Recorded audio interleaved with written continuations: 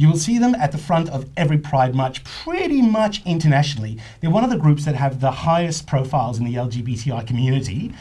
Tonight we're going to speak with Dykes on Bikes Melbourne and find out a little bit more about who they are and what they do. My name is Remy Scholten and these are my guests. On my very, very left, that's your right, we have Jo, we've got Westy, and we've got Sarah, who loves a little bit of nail polish.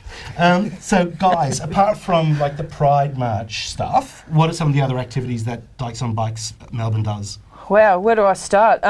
From paintball and lawn bowls to attending community events such as Western Proud, Globe community events, fundraising, family and friends events, overnighters, night rides, weekenders, international trips, including international Pride marches.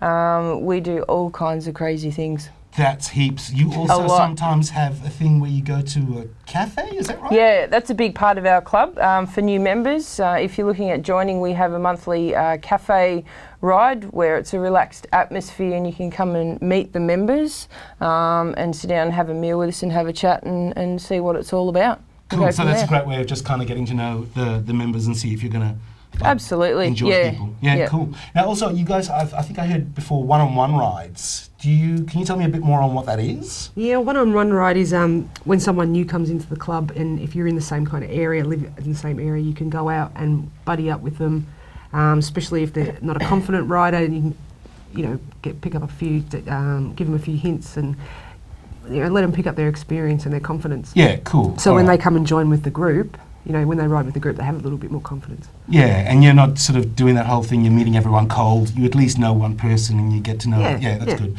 That's good.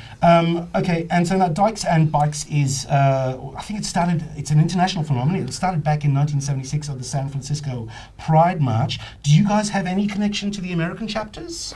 Yeah, we do. We're an actual chapter of the San Francisco Dykes on Bikes, or Women's Motorcycle Contingent as they're known as. They have 22 chapters worldwide, but there's also a lot of, I suppose, unofficial chapters right around the world, and how many clubs are out there, I've got no idea. They're in every town pretty much. And San Francisco, we had the privilege of riding with those girls last year.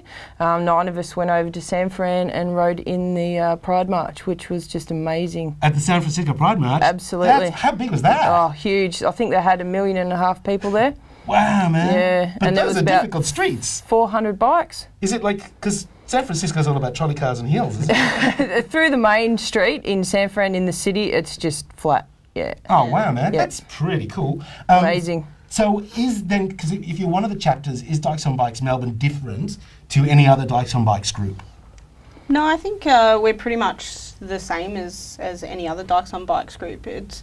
We're going to be different, yes, because different cities obviously have different different personalities. Melbourne and Sydney, two very different personality cities. So the people within our groups, of course, are going to be a little bit different. But I think that we can walk into any Dykes on Bikes group and say g'day, and they love it actually in America when we say g'day to them. So, but it's very welcoming. You're so exotic. I know. So, how long have you guys been around? 2011 we started, so a few years now. Yeah, it's still in the early days, but a few years. That's cool. It's going strong. So you said that you can walk into any Dykes on Bikes anywhere in the world. Does the whole organisation share the same set of philosophies? Different organisations, certainly with the official San Francisco chapters, yes, we're bound by their chapter rules. Yep. And Melbourne here, we're actually a non-for-profit organisation, so we're bound by those laws surrounding that as well. Other clubs aren't, they're more just a social bunch of girls that get together and ride, but I'm sure there'd be different factors with each club. Yeah, right. So is one of the things that's important then to each Dykes on Bikes fundraising, because you mentioned a number of charity ride things that you do. What are some of the things that you do? Every year we participate in the Pink Ribbon Ride. We lead that league from Cranbourne every year. Okay. That's been something we've been doing since we started. Also, we ride in the toy runs at Christmas time. Yeah. The Brown Ribbon Ride that was just on, that was for prostate cancer for guys. That was a good one. I'm really pleased to hear you say that, because it's like it's a male kind of charity. Yeah. And so it's not about sort of, women only. It's not that exclusion kind of thing. It's like not at all. Not at all. That's really good. Yeah. So how does it work? Do you need sponsors to? You get sponsors and you go on the ride, and then you complete the ride and you get the money. Is that, and then you pass it into the charity? Usually with a charity ride, it's stated at the start. It'll be, say for instance, $10 per bike or $10 per rider, and that money goes direct to the organisation that's running it, and to the charities, and from there. Yeah, cool. Yeah. Hey, that's pretty good. Yeah. So is it all Melbourne women? No. No. Okay, No. so we cover all of Victoria. Yeah. We have members in Central Victoria. We have quite a few members down Geelong and Bellarine Peninsula. Okay. But I suppose the bulk of the members are in Melbourne. In Melbourne. Yeah. So would you say that you get out to the country a bit more than your average city person? Yeah, I would say that we cater our rides for our members. So obviously Geelong members, we've got quite a few down there. So we travel down to Geelong probably a few times a year. We actually have a big meeting Labor Day weekend. Get out of the city, go down to Geelong and enjoy the sunshine and the beach and stuff down there. So it's quite nice. Yeah, all right. Yeah, Geelong's got a lot of stuff going for it. People sort of throw over it sometimes. So what would you say is the main reason that, or do all the people that become members for the same reasons? No, I think everyone has their own reason. Yeah?